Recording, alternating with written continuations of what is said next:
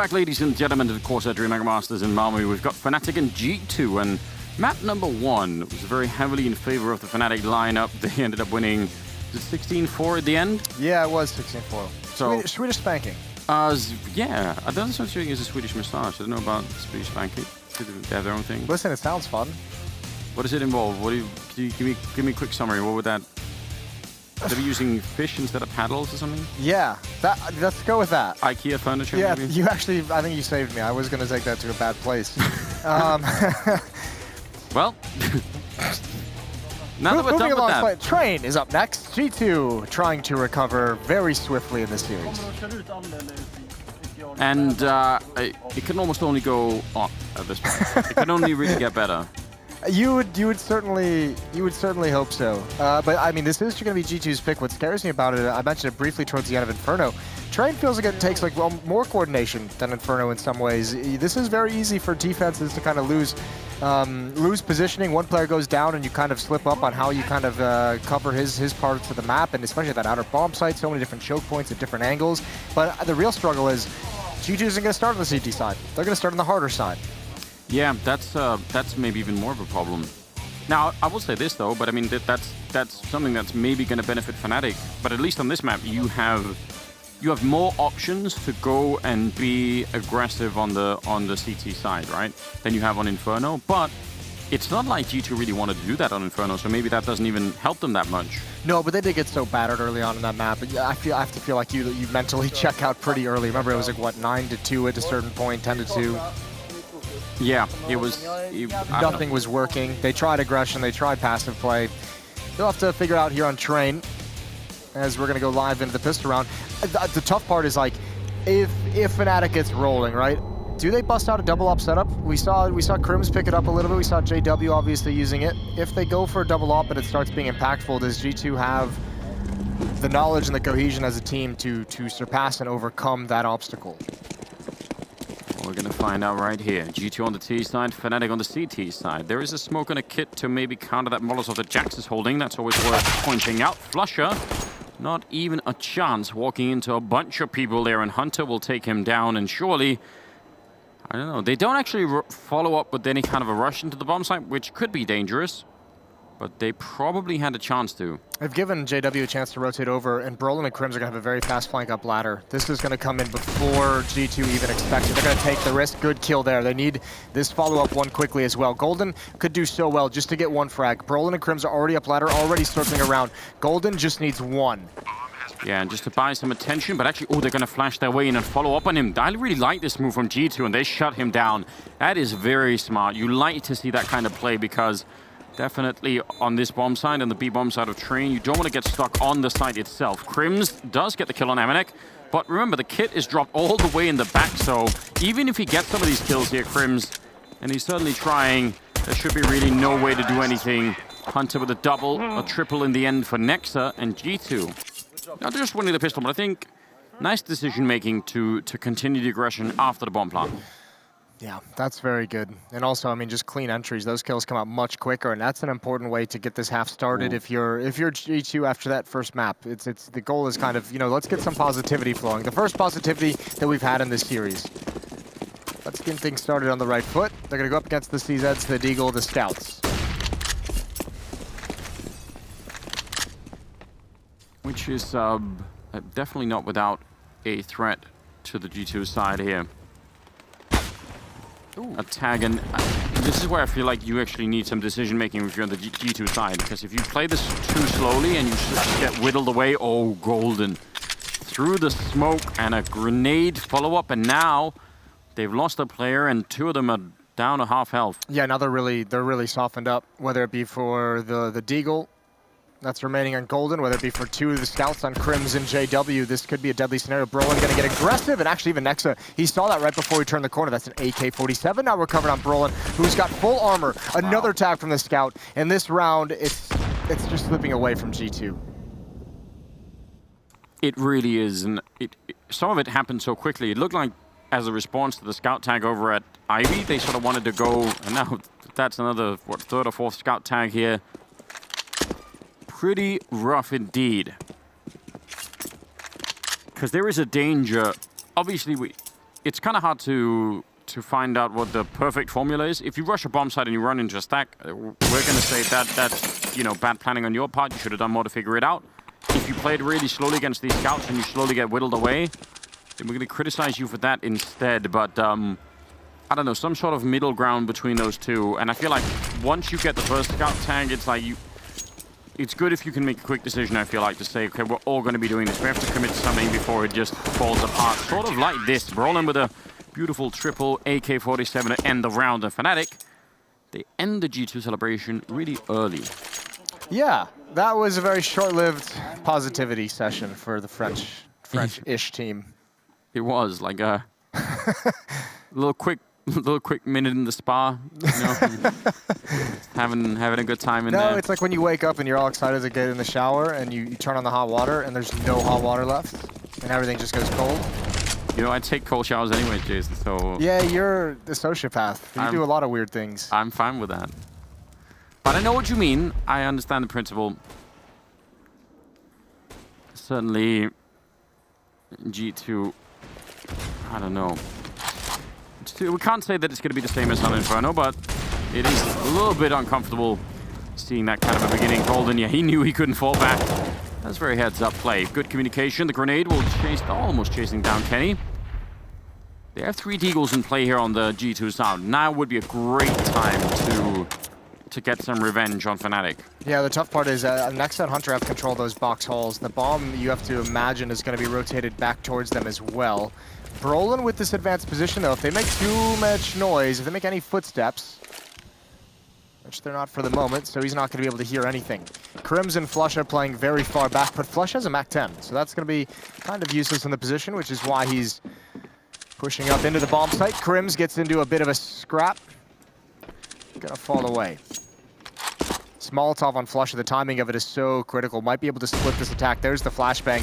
Ooh, good nade damage. And now he can get close up. Crims tags one more with the scout, finds the kill. Flusher with the MAC-10 is wheeling and dealing inside the bomb site, and Crims is doing well from afar. And G2, they do actually find some kind of a foothold in this bomb site, but they get no further. Would have been fun with a bomb plant for them just for the $800 bonus there. Actually wouldn't have even given them the buy in this round. And overall, yeah, nice control, which I guess is to be expected for Fnatic when they have that kind of weaponry. And they're going to get another round. Next has bought a Zeus on the T side. How's that make you finally time for the run boost? Maybe he's been listening. I know you've frequently been wondering when you come up with some of these ideas why, oh my lord. That is a powerful orc nade being tossed down by Crims. Good walk. I was going to say, before the nade blew my mind, you've been wondering for a long time why people don't listen to some of your ideas. You had that whole thing with like the theory crafting videos. No one was, you felt you weren't getting the credit you deserved. Oh, he's going to try and knife him and take W. Oh, I'm sorry. That's good. No, it's like it's true. It has been. It's difficult to try and get pro players, I've noticed, to change anything. In fact, my theory is to some extent that they actually don't really change anything until they experience something new that works against them, and then they realize, hold on, this new trick just beat me. Now I'm gonna do it. But until then, maybe I should look into it myself. Yeah, until then they actually don't. So definitely, maybe the Zeus run boost is not one of those ideas. Well, who knows? We haven't seen it tried yet. Could be revolutionary. Molotov in towards the ladder room. You have to imagine next they're going to put it out or go up the ladder. Another follow-up smoke as well from the T side. So that's 2 smokes that the T side just used. Only 2 remaining. I'm very happy JW trying to knife that guy. I feel like that's what we need out of him. Kenny, you think he was under some pressure there, making the jump across, but back with a very quick shot, and that's going to give the opening kill to G2 in this round. And I mean, there's not that much utility left on the Fnatic team. If they can get into the bomb plant down, this is a very winnable round for the G2 side. Well, especially considering Fnatic just rotated their inner defender Flush out to the outer bomb site. They wanted to stack it up, so this is going to be a free B bomb site. And if Fnatic, I don't know if they want to go for this retake. They do have 4 kits. Every player has one. You're right. The utility is very low. The problem is they're going to get here so late. It's going to be so difficult to clear out all these angles. They have to assume that G2 is pushed all the way up down these lanes. JW could throw a flashbang maybe for this kind of an early fight, but they're gonna just run for it without any kind of a grenade setup, and G2 love everything about this. No flashes thrown from JW. He's gonna fall back with the AWP instead, and G2 finding a near perfect round here. That's a round I would have liked to have seen Fnatic just call for the save. Like, you understand why they want to go for it, right? 4-on-4, they have numbers, they have kits. You got some money as well in the bank, except for on Golden and JW, I suppose, but you're right. I mean, when you're that far out of position, and that late in rotating back into position, that is just a very tall task to retake that bomb site. Fnatic historically, though, have played a more retake style on that inner bomb site of trained, and they've been pretty damn good at it. Just this time, the setup is a bit too strong. Nexa and Hunter, the Serbs, doing work. It's good to see. They Serbians? were... Serbians? Serbs? I don't know what's acceptable there. I think both work. Okay. Yeah, I'm not an expert, but sure. We do know one. Yeah, we'll get Janko to help us out. I'm sure Twitter will tell us anyway. Double AWP now in play, so still, that is the last of the cash being spent for Fnatic. But G2, honestly, that's a pretty good job. 2-3, that's a good scoreline. I was getting worried. I was getting flashbacks already to what's happening on Inferno, but getting 2 rounds already on T side of Train, and one of them a rifle round, that suggests that something could be working out here. Limited sample size, I realize, but still. Brolin gonna get aggressive. He wanted to do this last round. He was picked off by Kenny S, but this time he's got the positioning and he's got the smoke to help him out. And he's really committed with that Molotov directly at his feet, and that's what happens. Punished. And I don't know if we'll see Brolin go back to aggression in the next few rounds. The real trouble now is this is where it gets tough to coordinate your defense. Crimson JW outside, but no one has eyes on Ivy. JW just now spinning to look, but attention is going to keep getting peeled away as teammates fall. And now 3 coming out of Ivy. In some sense, it's a dream scenario for JW if he can get all the kills, but he could also quickly get traded, and then I think there's nothing much left here. 25 seconds, that is a little bit scary though for G2. They need this early fight. The jump, no return yet, and JW backing up around the corner. 15 seconds, Flusher spraying through. That's the bomb down. He gets a double kill. Oh no, they had everything set up for this, and Flusher, relentless. It's going to be JW finish one off, but that is a 3 versus 5 win here for Fnatic, and I don't know, that's hard to explain if you're G2. Flush is just saving the day. This is incredible, and it's going to be all through the smoke, and he's just doing the lineup. He sees the tracers on the second player, just shooting along the wall as well. It's nothing fancy. It's not even necessarily, I mean, it's lucky, but it's like designed luck. You know they're eventually going to be trying to turn that corner to get into the bomb site, especially with that little time left on the clock. Flusher has his own category of luck, doesn't he? Yes, that's a good way to put it. Quick double kill for Crims, and that third player top ladder, Amanek. You can tell he doesn't really want to go challenge that. He's going to do it anyways.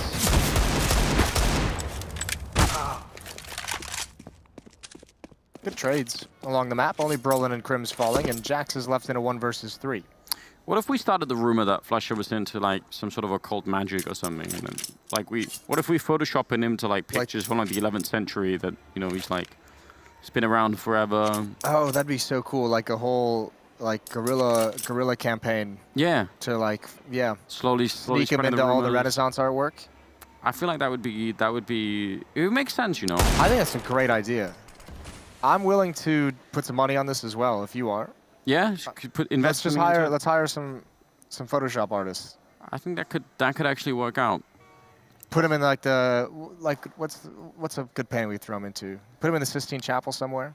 Yeah, maybe he was there during Chernobyl, so maybe that's how he became so good at the game. Just, you know, got some. Okay, that's a whole like superhero thing. I think you've gone away from the original. No, I'm just saying we can mix it all up. Okay, we've got all the options. A couple different things. We'll see. Maybe it has a life of its own after a while, and people just run with it. Jax, I like the sneakiness. I like the idea, the attempt at sort of, you know, finding one more kill in there, maybe getting a raw plant, but it didn't work out. Both AWPs saved the Krieg on Flusher as well, and a 5-2 lead now. I just have a really bad feeling with how this half has started, now going into round 8, considering, remember, G2 wins the pistol and loses the second round. Then they win, you know, their first gun run with 4 players surviving. They had a very dominant win there, and they get responded immediately. Like, they've had their opportunities to get out to a good start. Now, the fact they haven't been able to capitalize on those opportunities, this half is going to get very grindy for them. Oh, they had a lot of flashbangs to set up for Kenny to sort of get down there in a pop dog really quickly. And actually, Brollin's still going aggressive in Team main. I'm shocked at that. 4 smokes left for G2, and that is all they have in this round. No flashbangs against the double ops. Yeah, but they just threw all of them outside just to create the space for Kenny to run into pop dog, and then when he gets there, there's a smoke. It's just like, oh, it's all for nothing. That's not great. Yeah, I'm not even sure what the play is at this point. You essentially just have to put your players in a position and say, listen, we need someone to win a fight. I mean, fortunately against Fnatic, someone's going to give you that fight, right? Like, they're not shy, and here we go. It's Crims pushing up along the wall, JW to cover. But again, no flashbang, so Crims not going to be blind. There's the deep flashbang. He gets the first and transfers over. One more added on top. 3 assists with the flashbang for JW, and Crims is out for blood. He is on a warpath, and Jax is the next one up to try and stop this. Crims going for the ace. An off angle from Jax, and Crims just gonna wait patiently, and that's a big kill. Shut him down. Yeah, just at least deny him the pleasure. Who even go, like, again, in theory, you get those first 2 kills, you just leave it at that. You're 5 on 3s there, that's fine. But like, no, I'm just gonna, I've got this going on. A little smile there. 6-2. And you just said it. They're not gonna have trouble finding fights. Now winning them on the other hand. That's where things get a bit tough, doesn't it? Wow. I think if Hunter was just like, yeah, surely he just got 3 kills. Surely he falls back. Yeah, he's not gonna. He's probably been hit at least once. He wasn't. That was, I mean, the flashbang setup for JW as well was dead on. I mean, the timing of it was so crazy. Like, that was like the last possible second that flashbang could have been thrown to make that work. They were about to turn that corner, and Crims was staring into the wall. Golden could maybe get overrun here. The AWP close range. Flusher is a little bit further behind than he can. They have a smoke, so they can actually block off the Molotov. That's probably going to get thrown down from Flusher. But let's see if Golden is going to be able to make his way out. Surely, when they encounter him, they're going to make the run for it. There's the jump down, the Molotov. Oh, and actually, it's Golden's own Molotov that's going to try and save him, and it does a fantastic job. Burning Hunter and Kenny to a crisp, and even dropping the bomb on the sideline there. Wow, that went about as good as it could have possibly gone. That's actually a really, really fast decision that Golden has to make, where to put that Molotov, and it's smart he puts it there because they're going to run right into it, and he knows he has Flusha far back. If they want to run straight down sidewalk, Flusha's going to pick him off. Timeout being called now for G2. Swedish Massage has really left them, or Swedish Banking, I guess, really left them in a rough position. We've never had a Swedish Massage. I'll be honest, I don't even know if it's a real thing, but I just made that up. So, could also not be real. I think it is a real thing, isn't it? It's like a style of a massage. It's kind of like I had the hot stone massage last week. I think there is a Swedish massage. I don't know what the difference is. Let's go find out. I'm willing to go do some research. 10th round, and I don't know. Now I was just saying I wasn't getting those flashbacks to Inferno, but now I am. They're coming back real quick. It was 13-2 in the first half? Yeah. Well, they've got some time. Kenny has no armor, and Grims, he's somehow going to get that follow-up. Hunter can't trade. That's pretty brutal. A 5-on-3, and again, utility is a problem. There's no flashbangs. Just smokes for this G2 offense, and Kenny does not have with no armor, you can't really take any damage. Brolin at the off angle, good kill from Jax. Again, a nice shot, but Flush just peeking around the edge of the smoke, and they just don't have the manpower to watch for all of this. A follow-up kill from Flush as well around the edge of the smoke, even a third. A great sequence. 8-2. They've got so much working for them here on the Swedish side. Crims has got 18-4, and then that's in 10 rounds that he's managed to get 18 kills. I like that. He's currently got as many kills as the entire other team combined, I think. So. You think, huh? Is that your way of protecting your own math abilities? Yeah, look, listen, my math is solid on this one, Jason. I've got it. It is. You actually done it. It's the same amount. I could add 5 numbers together, and I got it right. So come at me. Didn't even use a calculator. No calculator needed. Flusher should be using the Krieg instead. It is way more effective at shutting down those B ramp pushes than a calculator is. And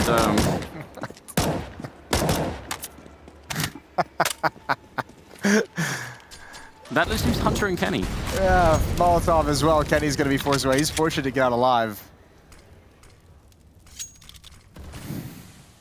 How would you stop someone with a calculator? I was wondering that myself. Maybe as they're running down, you say, you've done your taxes incorrectly, sir. And they just can't deal with it. Stop, IRS. Crims with a good end to the round, just adding more to the 20-4 scoreline they've got going on. And Fnatic just look unstoppable. They've got everything they need. They're so unbelievably rich. JW at 16,000, even after the buy. And Flush is not far behind. Flush is well, he just bought, so he is far behind now. But before the buy, 15.2. And a double op setup now comes out. Crims and JW with the AWPs. That's a mistake. JW should have bought. We should rain on Fnatic for that. Yeah. He can't get more than 16,000. That's a terrible decision from the Swedish team. I can't believe they'd make such an amateur mistake. Yeah, that could really cost them. Yeah, these guys really need to hit the drawing board, figure things out. They got so rich in the game that they forgot how to properly, spread out their assets and invest into the right things. Diversify their portfolios. Oh, that's close to being a kill, isn't it? Brolin does go down. Maybe a chance here. JW missing a shot. They really want this. They're going to try and see if they can crunch the shot. Everybody's here from the Fnatic side, though, but a kill for Kenny. And now a 5-on-3 with plenty of time on the clock. They've got everything lined up to make this work. Golden's going to be going down, and now it's surely just a question of following through. Flusher out in the open, and he sidestep, and he's going to get shot in the back, and, well, there it is. 1 versus 4 here for Crims. Yeah, there was just way too many kills came out. Even though the rotations were there quickly, they just weren't in the proper position to stop G2 from being able to progress along that wall. Even with no utility, even with no real flashbangs, the G2 side makes it work. 3 rounds for them. And we've been kind of having fun with this because it's just been so dominant for Fnatic. But, I mean, there's still a chance that G2 can bring this back into a respectable scoreline, right? 2 away from 5 rounds. That's not the worst place to be in at this stage. They could recover it. If they end up 9-6, that would actually be a tremendous recovery. It's not the scoreline that's worrying. It was just the look of the offense, right? It was just the feel of the game. Did not seem like it was going, especially the way Crims has been performing. Flush is getting up there as well. He's got 12-5, 20-5 on Crims. I've noticed Pascal has moved over to Amanek, whereas before he was sitting on the edge. How do you think they decide who he sits in front of? I don't know. I was wondering if there was some sort of, maybe if he's done really well the other day. Or maybe it's like a comfort thing if you're not doing so well. So it's like the man of the match thing for G2? Yeah, like a little individual thing going on. Okay. It's like how football players get the football at the end of the game if they were like had a lot of impact. It could be. Flush, first line of defense. Oh, this G2 attack has been so split. The Molotov just ruined everything, and Hunter, like, I know it's a new team, but he's going to feel just a sting of frustration, even if it's just for a brief moment. That there was nothing to follow that up with. They had to put it out with the smoke, and once he goes down, there's just no point running through it.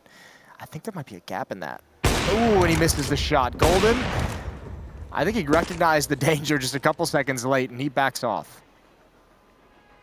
Yeah, he could have maybe tried to just fire through, but I'm glad that he didn't. So much utility was used by G2 to try and make that inner hit work. They have 2 Molotovs and 3 flashbangs to try and take this whole outer bomb site, and 2 AWPs. So if these AKs go down, these AKs are so valuable. And they need to use more utilities to clear this corner. Now, they might be able to pop flash him around the corner. He's been here many times, so they might realize, but they actually don't. And he picks up that kill on Nexer. I mean, they're just running out of time. 20 seconds here. JW also there, and he's hiding in the corner. They shoot him through the wall once, but they're running out of time. They're already out of time. The bomb is down there. They can't possibly make it. That's a great kill, but again, it's just even getting the bomb site's not going to be possible. And now Crims, they had to catch them as they try and rotate back, if they even do. Time is out. If they die now, they're going to get nothing for losing the round. And Crims sees the opportunity. There's going to be one, and even that is devastating. Wow, 10-3. And I don't even know if G2, I mean, they have to buy. They just need as many rounds as possible. That op will get dropped over to Kenny, who can have armor, and Amanek is the one who's unfortunately got the drew the short straw on that one. He's only got the Mac 10, even though he survived the round. So not the worst thing in the world. 3 AK-47s, plenty of utility. Kenny again gonna line up outside to try and find a pick. Good utility from Fnatic. 173 ADR on Crims. And he's picked up a follow-up smoke. And he's got a second kill. He's so outrageous, isn't he? Nearly taking down Jax, putting him at 41 kills. It'd be interesting to make a total chart of all of the games Crim's ever played, just to see like how many of them where he's in the red and how many of them where his numbers are green. I feel like he might be one of the most consistent players of all time. That would be an interesting thing to bring up. That would be an interesting thing to do. That'd take a lot of research. It would research that I'm not really interested in doing. There's definitely been an era where it wasn't, where he sort of like with the rest of the team. Yeah, they all had like a downturn period, didn't they? But overall, it is pretty amazing. Now, this is something else.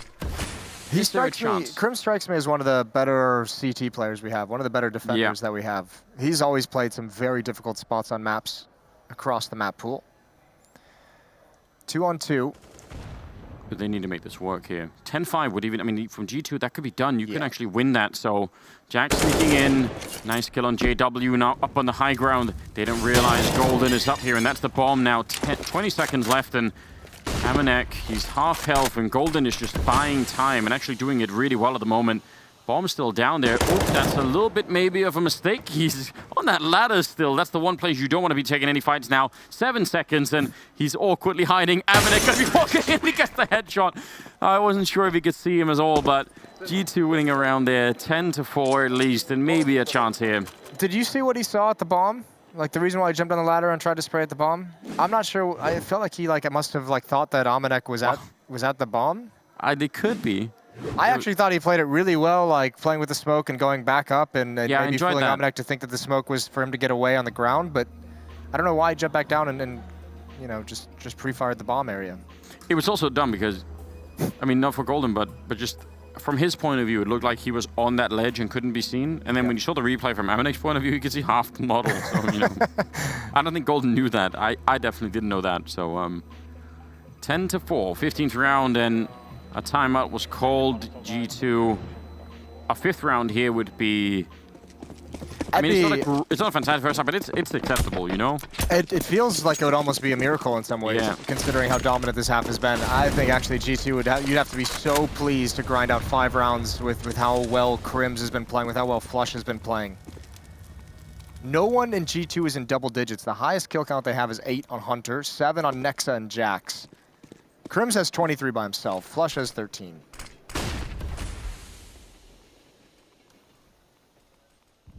Flashed in there is Brolin. Done with the aggression in main. Actually, he's going to come back and take a look at it now. Crims with an AWP now, and without a flashbang to flash Brolin, even if they wanted to. So they're going to have to wait a little while before they even think about that. A lot of time run off the clock, and I think G2 just worried about aggression coming out. If anyone's going to be pushing them, nobody is. Well, also, I mean, you can't really be too aggressive in the early stage. You don't have the utility to use it early on if you want to have it for the late stage execution. 3 flashbangs, 3 smokes, and a Molotov on the G2 side. No AWP on Kenny as well. Rolling ladder room is going to be tough to clear. Golden going to rotate pretty quickly as soon as utility starts being used. And once this utility is used, they have to attack this part of the map. It's either going to be a fake or a commit right here off the bat. Crim's completely blind, adds 1 more onto his tally. Brolin just holding onto ladder room. Hunter trying to bide his time, and Brolin, he baits it out perfectly. He knows what's coming, and now all he has to do is survive while the rest of his team mops it up. Nexa gonna fall, and 11-4 half. Another strong first half from Fnatic, and once again, we've got Frankie. Thank you very much, Lil Momo. Yes, I'm on the sidelines here. And what's interesting to me is G2. For the best part of the year, we have been talking about their resilience, their confidence, how they have to play the mental game, how they have to beat themselves to survive on the server. The thing is, though, G2 looks so different with Hunter and Nexa. They're not really crumbling, even though arguably their performance isn't up to what they would expect of themselves. So can they win that battle with themselves and beat Fnatic? Hold on 2 minutes and we'll find out.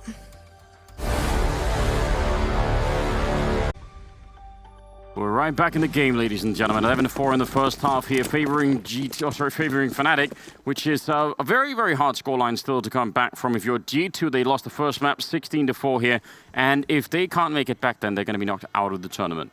That's a quick summary. That's a very quick summary. Twice as good as they did on Inferno in the first half. That is true, which is concerning all on its own. Well, here we go. Yeah, it's going to be an explosion towards this bomb site. Might keep the Molotov back on. No, it's Golden with the bomb as well, so we're guessing he's going to be down on the low ground as quick as he can be. Hunter with the headshot to take down Brolin. Now they're down, not getting the bomb plant just yet. That's a nice peek from Crims. And sneaking up with the flashbang as well. There's Flusher to open it, and JW ready for the flank. This is so well set up for the Swedes. Beautiful play, the stolen USP, and Amanek the last one alive, but really only for a second longer as Flusher will take him down. And I don't know, they're sending a pretty clear message right now. I love everything I just saw in that round from Fnatic. Unfortunately, it's at the expense of G2 early on in this lineup's lifespan. But that was such a cool pissed round. Yeah. I mean, Crims is playing so well. The flashbang for Flusher to peek at high train. JW on the flank, even adding one more, jumping on the ramp with the USP. They are playing with so much confidence at the moment. They have to go up against 3 scouts at this point. Hunter, Kenny S, and Almanac were those. Ooh, that actually did way more damage than I thought for Jax, but didn't get him to kill. That confidence as well, I'm so curious now with this kind of performance. I mean, I realize it's against G2, and again, we've been saying it a lot with the new lineup and everything else, but if they can continue this, it would be so much fun. That confidence for a while on the Fnatic team ruled the world. So well, yeah, that's the question as well. Is how much of this, these winning fights and this confidence is going to be due to the fact that they are playing against a team that still just so early on is not prepared yet to handle this kind of style. I mean, part of you wants to believe, right, that it can also be brought into future games. I mean, all of me wants to believe that it can handle the future games. That would be such a pleasure. We'll have to find out. We'll have to see who they match up against later on. Amanek is down in this round, and just the scouts so that they have 3 of them early on, and Crims is having a fantastic time just cleaning all of it up. That's an ace, in fact, for Crims, as if he didn't already have enough. He's got 32 kills in 17 rounds. Come on. That must be getting close to a record. I'm speechless. I'm so speechless at what Crims is putting out today. I mean, in a map that is going to go by relatively quick, it feels like this is an absolute freak show. He's got 193 ADR going into round 18. That's usually the kind of ADR you see if you've played like 2 rounds and they were really good rounds for you. And you're like, yeah. And they were against the bots in warm-up. Exactly. Then it's great. This is unbelievable. Very special performance being put out by Crims. And yeah, as you mentioned, there's going to be someone at HLTV checking for the historical context of it. But this is, you don't see a performance like this every day, every tournament at all. Brolin gonna put out the Molotov, the smoke, and the choke point. Crims behind the smoke, gonna add one more onto his tally. Gonna reload, he's up to 33 now, and even more damage with that assist onto Kenny S. And Hunter, with an AK-47, he picked up an Ivy.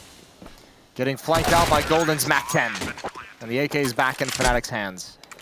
14-4, looking for a mirror scoreline here. Yeah, this is the man that we're talking about. So if you try and think about the span of time that he has been playing at this high level, it does make you wonder. The hands talking has stopped. Even that won't save them at this point in time. In round number 19 here, and I don't even know if a miracle is going to be a strong enough word for it. Flusher charging out with the grenades as well. He did pick up 1 kill. The grenade will finish him off, but still, that's going to create a fair bit of confusion. Nice shot from Kenny, and he's back around the corner. Golden going to continue the speed, wrapping around in the CT spawn. I think they've been spotted. I think they know that someone's here, and that should be good enough. Bit of a fight there for Nexa with a bit of an advantage, and looks like they've managed to shut down the Swedes in this round. Yeah, it's possible. Crim's still on the board, so anything is possible, still available to these guys. And JW with his angle for a long, long time. If someone just backs up into his AWP, that might open the door. Still. I mean, that's a nice hold from G2, and they're getting pressure applied from everywhere. Flusher out mid, Golden just trying to wrap around as quickly as humanly possible. Plenty of players coming out mid, and this is what I'm talking about. If Jax just walks, if he makes the mistake of wandering into the crosshair, and there it is. Still a nice shot through the edge of the box. Jax wasn't overexposed by any means. Good amount of utility as well. Smokes to cordon off this side of Ivy if they want to. Knifing the corner there, trying to bait out a shot. Kenny, even while flashed, is going to take him down. That's a good double kill on Kenny. And Crim's 1 versus 3 with about 30 seconds left. And that clock there that's a huge problem when you've got to do a 1 versus 3 like this one. You want to be able to get a kill and sort of sneak away and pick up the fight later. This time it's more like get a kill, try and plant the bomb and hope nobody interrupts you. Hunter is in good position and he will take him down. A round being won here by G2, 14-5. And still some money left on Fnatic, so. This is where I would love to see G2 go on a bit of a run here. I would love to see them, because remember, that like there's not a whole lot they can take away from Inferno, right? I'd love to see them mount some kind of a defense, something that just, you know, gives them something to be able to talk about after this matchup, because I do think this lineup is very, very interesting. I do think there's some potential in it. Yeah. And I would hate to see them get just wiped out of Malmö in this fashion. Yeah, absolutely right, because you want to go home and look at some of the rounds that worked and say, okay, well, what were the ingredients? What was it that made those rounds different from the ones that didn't work? And if you only get to play 4 rounds on either map, it's like you're not going to have that many of them. Great flash setup as Kenny holding pretty aggressively up close. Jax will get the 1 return, tried to pre-fire it, but JW was already boosted up, and now they're down in the B bomb side already. Oh dear. They walked down into this position. They were hoping to really catch someone rotating off of this side of the map. And the nasty thing about this is the rest of the Fnatic team doesn't even need to do anything. Golden's going to pick up the bomb, start coming inside, and Flusha and Crims will have such advanced positions that when G2 try to rotate back in, there's no chance they have access to this bomb site. Flusha going to hold on to Connector. He'll be able to find Hunter, who has no idea that's even a possibility. And this is what's so dangerous about these Fnatic lineups and these Swedish teams is they're not afraid to make plays like this, and even dropping down. Oh, nothing works. But they are not afraid to just, if they don't feel pressure, they'll test you on parts of the map, and if you're not there, they're just going to keep moving forward. Yeah, I mean, the pressure that's being applied, and you could even see like just how they felt back through C connector there. They just weren't even ready for it. Nexus got an AWP and a USP, and I mean, it's a low percentage clutch, this one, but I'm almost willing to say, you know, you're this far behind, might even make sense to just try for it. He's going to be waiting around instead, and at least that gives them an AWP in the next round. I don't know. Yeah, again, another scenario where it's just, there are no right or wrong answers. It does feel like, I don't know how much poker you play, but you never feel like if you've got so few chips left, you just go for it. You just go all in. Yeah. But even if you win it, it's like you didn't win anything, really. Yeah. So you're still almost screwed in the next throw or loss. Yeah. Would you have gone for it? Yeah. I think I would have. I would have as well. 15-5. He's a much better player than we are, so fair play. Yeah, yeah, it's hard to question him at this current point in time. Like, but I think it's true. Like, I mean, it could just as well be that this AWP on Kenny now is going to be a much better investment into the game for them than trying to go for a 1 versus 2. I mean, if you're putting your hopes on a comeback still, which you have to be if you're a G2 player, then you're obviously giving Kenny S the AWP whenever possible. Molotov only halfway extinguished. Yeah, and Jax probably taking more damage than he wanted to there. A little bit of confusion. The ladder stopped working for Flusha. That was odd. Yeah, it was like someone greased it up. Briscoe.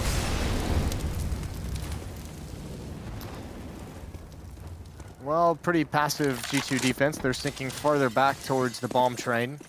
The ops peering into the outer yard. JW looking for the one mistake, but Kenny, he's faster. There's that op. Having an impact already in this round. Look at Golden, though. This is what we just talked about. Swedish players, Swedish Counter-Strike going to be unafraid to challenge, and Golden feels no pressure in Ivy.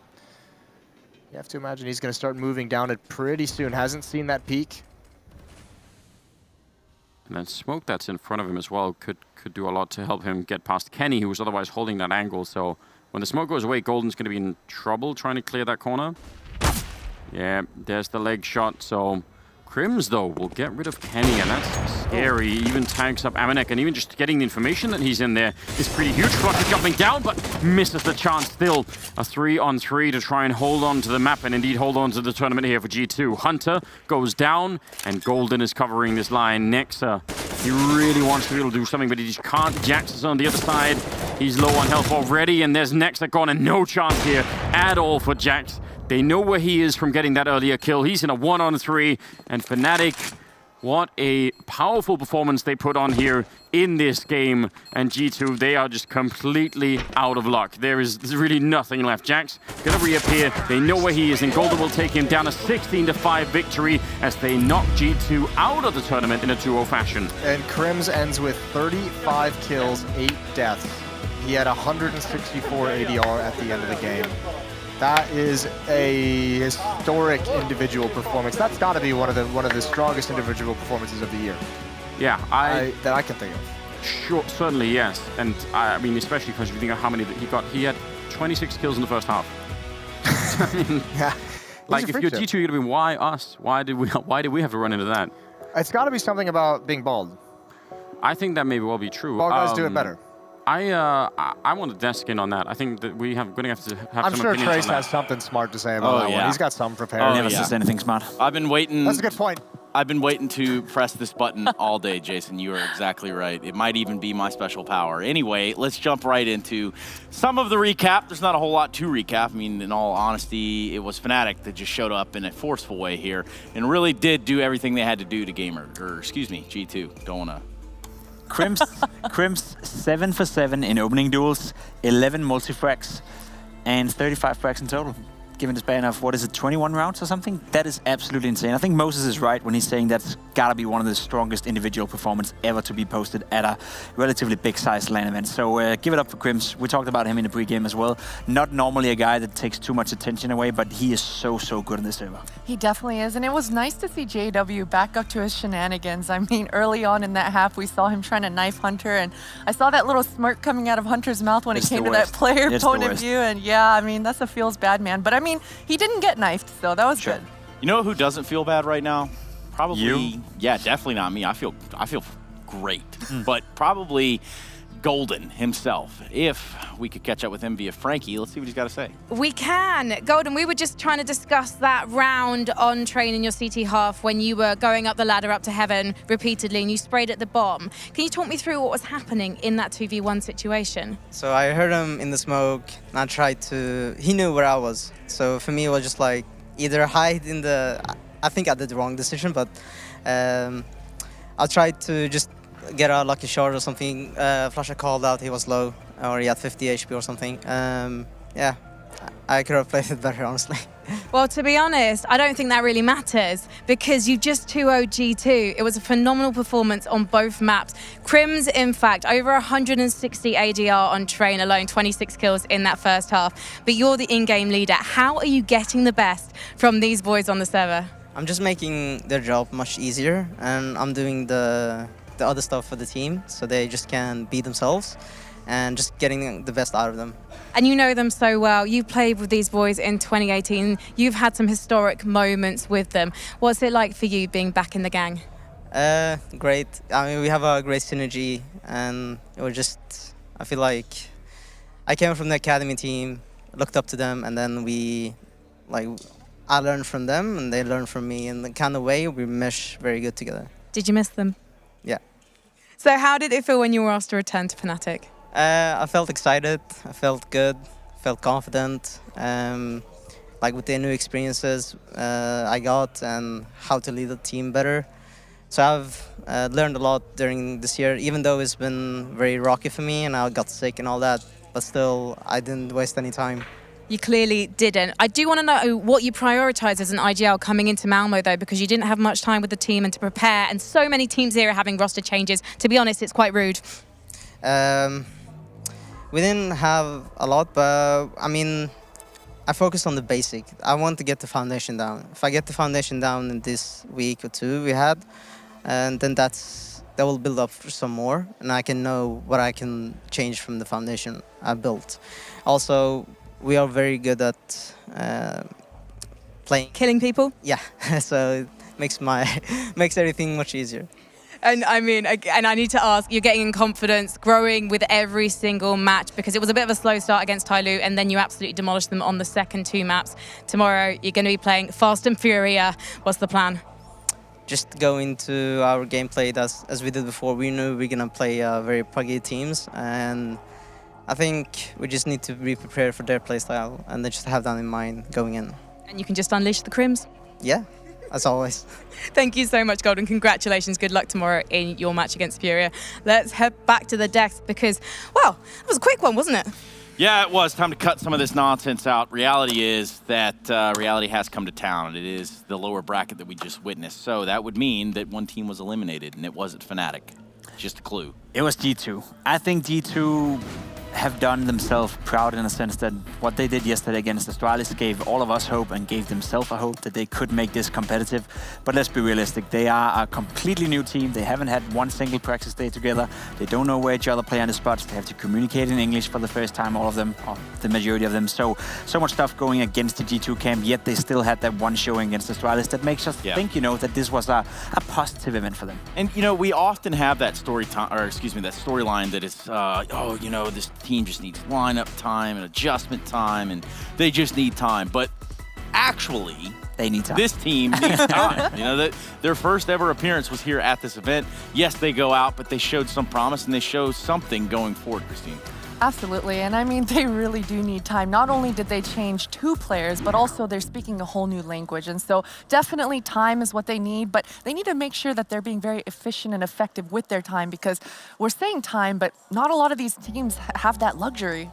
Yes, time after time, we do see the same storyline, but in this one, it's going to be a significantly different sort of vibe. Right now, we're going to have an opportunity to speak with Nexa, and I want to ask you right away, my friend, if you can hear me, first and foremost. Yeah, I can hear you, yep. That's a good sign. Second sign, do you feel promise out of what G2 has shown here with such little practice and preparation? Yeah, over the course of the entire event, I think we showed, like, as I said last time, some glimpses of what we can do in the future and how much our individuals are capable of stepping up, you know, and performing really insanely. There's basically no need to talk about this Fnatic game. Obviously, that wasn't one of your best, and we can all agree to the circumstances surrounding the game, why that is. Now, looking at the future, I'm very curious to see and hear from your point of view, how are you going to activate a player like Kenny S? Because personally, I believe that he still has the abilities to be one of the best AWP players in the world. Do you have certain things that you want him to do for you, or is there other stuff, you know, that you think you can use him for? Well, first, starting from this Fnatic game, I mean, we just got absolutely spanked, you know. Nothing really worked, and I wouldn't even say that we played super bad or anything like this. I think they were on like some insane level, like Crims, Crims and Flusha and JW. They were all like hitting fucking nuts shots everywhere. Pardon my language. No, it's true though. I mean, Crims went 51 and 16. Yeah, exactly. Like they played like lights out, you know, and props to them and good luck, really. Like, if they keep performing like this, I can actually see them going really far in this. What do you think the difference? What do you think the difference was between this series and the Astralis series? Because you had such a competitive series versus Astralis, and then this one was kind of one-sided. I think we actually kind of mind game and outplayed ourselves, you know, because when we played Astralis, it was actually our first day playing, and we didn't have anything prepared, or like we didn't talk about anything except like the positions we were going to hold. So we just played like freestyle. I called a lot of pug style and just sticking together and trade fragging and stuff like this. But then after the Astralis game and today before this game, we were kind of trying to like prepare some strats we had from both like mine and Hunter's time and Crazy and what G2 had before, but we didn't actually have time to practice any of this. We just kind of like did it in theory, and like against Fnatic was like the first time we tried out a bunch of these like tactics and stuff, which as you can see went horribly wrong. Yeah, so one more follow-up with that. Then if you were to approach this series like you did versus Astralis with more of a free flow, no expectations, no strategies, just pug style, do you think the outcome would have been different? I don't know if the outcome would have been different, but I think for sure the game would have been more competitive. Just one more thing before we let you go. By the end of the year, where are G2 going to be on the world ranking? Top 5. Hey, now we're talking, my go. friend. Okay, I do like your positivity, but I do have to let you go. I appreciate you giving us a little bit of your time here Thank today. you for having me again. See you later. Okay, so yeah, I mean, I don't know. Top 5, huh? Not bad. Yeah, that was instant too. He knew it right away. That's a great feeling. The piano in the background, though, does kind of like allude to like a very sad, sombering. I mean, this is G2 that just got here. They have just arrived. For all intents and purposes, with 2 new players.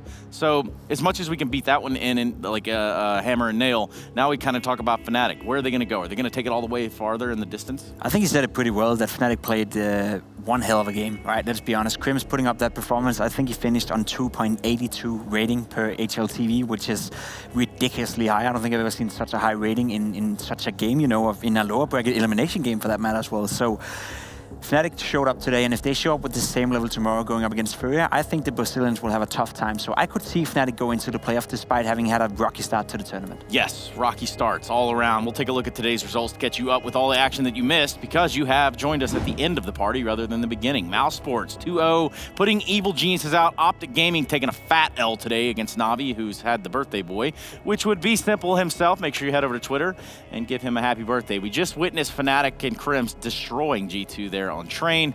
And then, of course, the B-Stream games are still going on. What surprises you guys the most out of today? It's a combination, I think. I want to see the end result between this NIP and Greyhound game. And also, I guess probably that Furia Ents game was a little bit surprising as well. I can tell you that NIP obviously won the first map, and they're currently leading 8-4 T-side overpass on the second one. So it looks like NIP is going to secure themselves a spot in the playoff, which to me is the biggest surprise. Because coming into this tournament, it's been a team that has been producing bad results after bad results after bad results. But now finally they got a chance. Nothing bad about Get Right. We all miss him. But now Twist coming into this lineup, picking up the AWP, freeing up Forest to play the rifle once again. There is light at the end of the tunnel for NIP, and it seems to be the playoff coming in for them. Speaking about a tunnel, we're almost out of this one. So let's head into the segment that is the top 5 plays of the day. And we're going to do this one with style. It's going to be Navi versus Optic. Simple putting on a clinic right here. This was an excellent pistol round, but it was all on him right here to do that. 3K. This was disgusting. It was disgusting, and man, those one-taps are so beautiful. And coming up on this highlight number 4 is EG versus Mousesports on this Mirage. We've got Cirque just bobbing and weaving through this smoke and getting these beautiful USP kills, and man, he is just so swift with that USP. Now, a guy that does not get a lot of attention is Chris J, but he definitely pulled it off here in the OT against EG, coming in with the Creek. 4 quick, clean, crisp kills with the Creek. And what a play to make by Chris J in OT right here. That meant a lot to Mousesports, and that secured them the win against EG. Yeah, but OT, there's never much love when we go OT, and that's why Ethan on Train with a 4K of his own here with the Krieg. It seems like this is the weapon of choice. There are just some players like Ethan and Breeze happen to be on the same team that when they pick up the Krieg, they are absolutely devastating with it, and this was absolutely no different there. That's our number 2 play of the day. It's from EG versus Mousesports, leading us up to our number 1 with Christine Potter-Chi. You're right, and number 1, we've got Navi versus Optic here, and it's of course Simple on Dust 2 with such a beautiful B hold. He gets a nice 4K here, and look how crisp each of his kills are. Just clean, makes it look really easy. Easy does it. Yeah, Simple had quite a birthday. I'd say it was a pretty good one for him, Jacob. He's so lucky, isn't he? No, I don't think any of that play. Seems like it was all very coordinated, He's absolutely calculated. insane. And you know what's cool to see? It's Simple back in that role with the rifle, back in the role with a lot of freedom, not necessarily forced to have the AWP on him. So we get to see much more of these plays coming out of Simple, not only at this tournament, but for the future. And as a Counter-Strike fan, that excites me a lot. Okay, well, your excitement does not exactly excite me. Doesn't bore me either. Never does, doesn't. We do have to keep the show rolling along, which is why I want to tell you, the viewer at home, to head over to the B-Stream. Check out what is still going on over there in NIP versus Greyhound. Right now, that matchup is still going on, and it does look like it doesn't end anytime soon. But in the meantime, I want to tell you about the people who made this very much possible. And CORSAIR, Monster Energy, esport-management.com, GG.bet, and CS.money. They are the proud sponsors and partners of the DreamHack Masters right here in Malmö. Thank you, everyone, for joining us on day 2. We'll be back tomorrow. Same great time, same great place, with a lot more Counter-Strike and a lot more boo-boo faces for these teams that are getting eliminated. We'll see you tomorrow. Bing.